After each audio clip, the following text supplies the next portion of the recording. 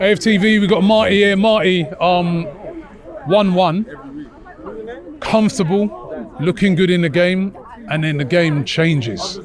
On a big moment in the game, the referee is sending off Declan Rice. What did you make of it?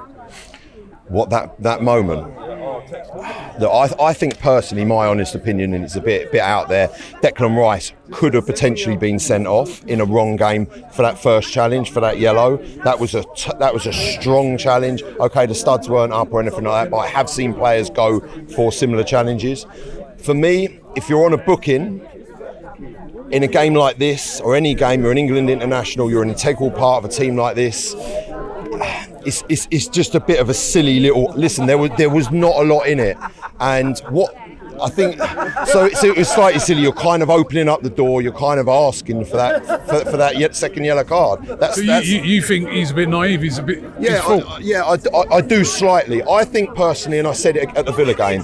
So for me, Declan Rice, since he's come back from the Euros, hasn't been at the races properly. He did a very similar, very clumsy challenge. Players do, but he looked clumsy, slightly clumsy. I really like him as a player. I'm not lambasting him at all. I really like him as a player. But against Villa, he didn't look. He looked out of sorts, and he just looked slightly clumsy in places. And again today, that's what I saw. I just saw he was. Initially, when I saw it live and it was right in front of me, all I saw was the player kick and go through Rice. And I thought, but then looking back and watching it, you see Rice with that little knock. Now, all of these players, enough to get sent off, though, Marty. Come on, man. No, I understand. Listen, it's you walk past a little knock like the balls. Come on, man. Okay, no, I understand. Listen, I get that. But at the beginning of the season, players were told that they were going to get booked if they kicked the ball away in situations like that. What my problem, my issue that is with the refereeing is the consistency. Now, their player, their number 9, who scored, Pedro. He, before that, the ball goes off and then he boots it, right? Whacked it away in frustration. Whacked it. And that was clear cut. Book him. Right? Then you go on to the rest of the refereeing decisions today, where they were diabolical. They were so inconsistent. That's the problem with that referee, is the lack of consistency, and the decisions for me that he got wrong, big decisions. The Declan Rice one's an innocuous. Some people will say it's this. It's a very contentious decision. There is, the letter of the law is, he's got to go. That, it's a second booking. You've got to use common sense, and even police use common sense, innit? Yeah. They walk down the road, someone's got a little something in their hand, you know what I'm talking about, because your daughter's there. Right? You do. Right? Come on, man. You do. Right? I know, say, mate, put that away. Yeah. No, look. Right? They don't straight away, get the van out, jump on them, take them all away. Yeah, you've got to use a bit of common sense sometimes, innit?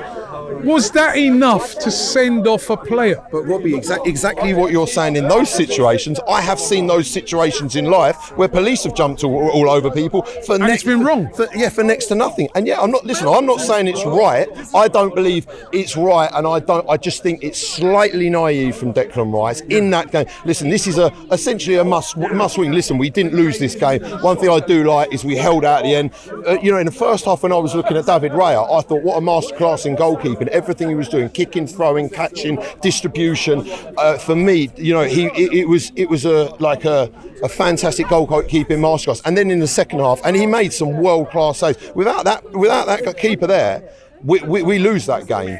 And then I think as well, for me, with Saka and Havertz combining for that goal, that ain't an easy chance to finish. That really isn't. Like the ball gets knocked on from Saka, it's bouncing, the keeper's rushing out. You can see the stadium opens up. You can hear the noise as the player, and you've got to dink that over the on-rushing goalkeeper. And if you dink it too early, it bounces over. If you put too much on it, it goes over left, right, etc. That was a sublime finish for me for Havertz. Really well taken. I love seeing it. Then in the second half, there was that chance that goes down the left-hand side, and he makes it out of nothing. He squeezes it past the defender, and he gets himself past. And Havertz isn't known for being the most pacey of forwards. Gets it past, and then he gets the shot off. For me, that was always going in the bottom left-hand corner.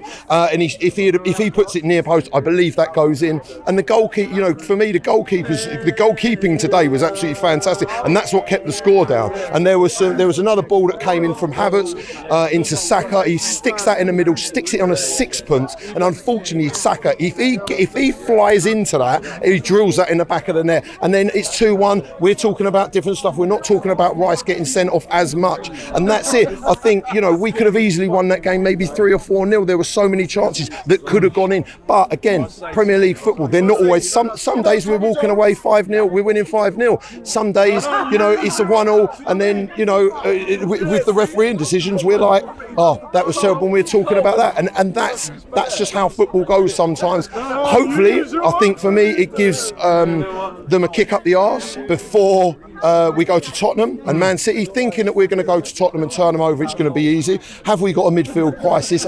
Listen, we've got Jorginho, who I think played last time when we played him. We have got a plethora of players which we can put in there. The Raheem Sterling signing, I love that. I was talking about this forward player. Again, he's someone, if you have to, you can play him anywhere across the front three. I think he's an absolutely phenomenal player. He's played at like massive clubs before, like Liverpool. You know, he's played at some good clubs like Man City. And, you know, for him, he wants to further his career. So he's had to leave Chelsea, and he's in the prime of his life. He's 29 years old. You know, I think Trossard's 29. And look at the show that we've got, and the players that Chelsea have not given us, we've bought from them. But essentially that's a given player in the way that there's no fee. I think they're paying half of his wages. What a result that is. I'm honoured and pleased to have an Arsenal legend in the building, David Seaman, ladies and gentlemen. Mr. Dean, can you hear me? No way.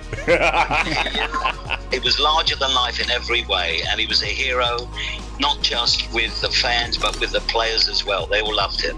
He was that good that in training, Steve Bold and Tony Adams, that he would embarrass them and they would try and kick him to slow him down a bit, and they couldn't catch him.